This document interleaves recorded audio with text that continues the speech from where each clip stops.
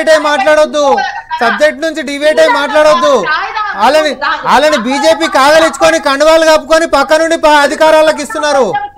ఎవరెవరి మీద అవినీతి ఆరోపణలు చేసిర్రో కండువాలు కప్పి మరీ కాగలించుకొని మీ పార్టీలో పెట్టుకున్నారు.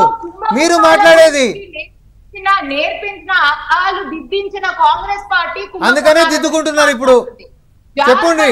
ఒక్కొక్క కేసు ఇక్కడ విడ్డూరం ఏంటంటే ఒక అడ్వకేట్ వచ్చి జార్ఖండ్ లో ఇప్పుడు అరెస్ట్ చేసిండు, ఇక్కడ ఇప్పుడు ఎందుకు అరెస్ట్ చేసిండు. నేను అదే అంటున్నా చంద్రిక గారు, కాంగ్రెస్ పార్టీకి ఏడుపు ఎప్పుడైనా ఉంటది. ఎందుకంటే వీళ్ళు ఉనికిని కాదు అస్తిత్వాన్ని కోల్పోతుండ్రు భారతదేశంలో. ఇప్పుడు జార్ఖండ్ లో దొంగతనాన్ని దాచుకున్నాడు ఎప్పుడు ఉంటూనే ఉందిగా 10 ఏళ్ల సంధి.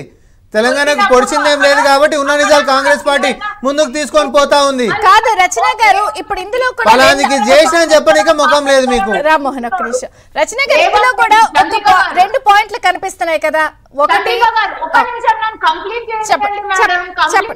చెప్పండి. ఆగండి రామ్మోహన్ గారు, ఒక్క నిమిషం. ఇక్కడ రేవంత్ రెడ్డి కాళేశ్వరం అని ఎలక్షన్ కన్నా ముందు బుంకినోడు ఇప్పుడు ఏం చెప్పే తీసుకుంటలేడు.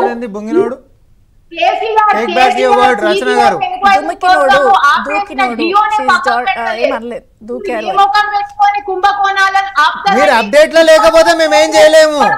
మీరు అప్డేట్ లో లేకుండా కరెంట్ అఫైర్స్ మీద అవేర్నెస్ లేకుండా మీరు ఈరోజు వచ్చి మాట్లాడితే మేమేం చేయలేము.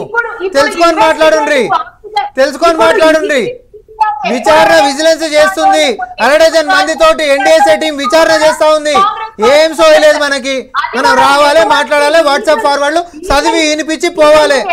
ఇదే కదా బీజేపీకి తెలిసింది. ఒక్కటన్నా పనికొచ్చేది మాట్లాడుతుండ్రా మీరు? మీరు అన్నదానికి నేను ప్రశ్నలు వేసిన.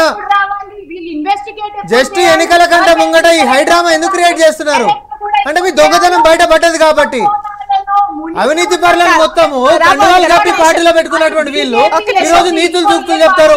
రామ్మోహన్ గారు ఒక్క నిమిషం. అంటే రచన గారు ఒక్క నిమిషం. మేడం ఒకటి క్లారిటీ ఇవ్వండి. అంటే ఏడాదిన్నర తెలియకుండా మాట్లాడొద్దు.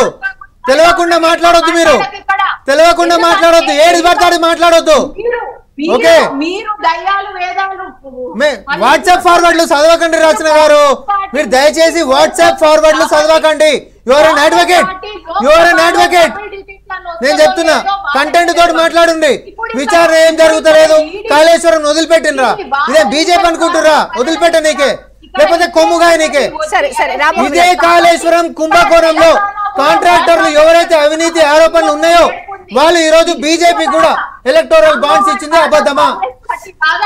ఇటు బీఆర్ఎస్ కి బీజేపీకి కామన్ ఫ్రెండ్స్ ఎవరు? ఎక్కడ రాకుండా వెళ్ళిపోతాయో అని చెప్పేసి ఉన్న బాధనే కాంగ్రెస్ పార్టీ బాధ.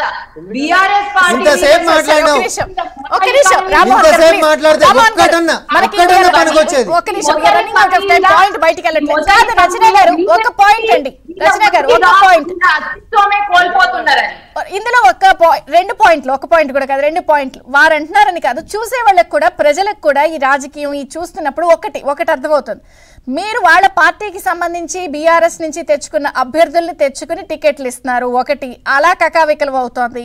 2 ఇప్పుడు పార్లమెంట్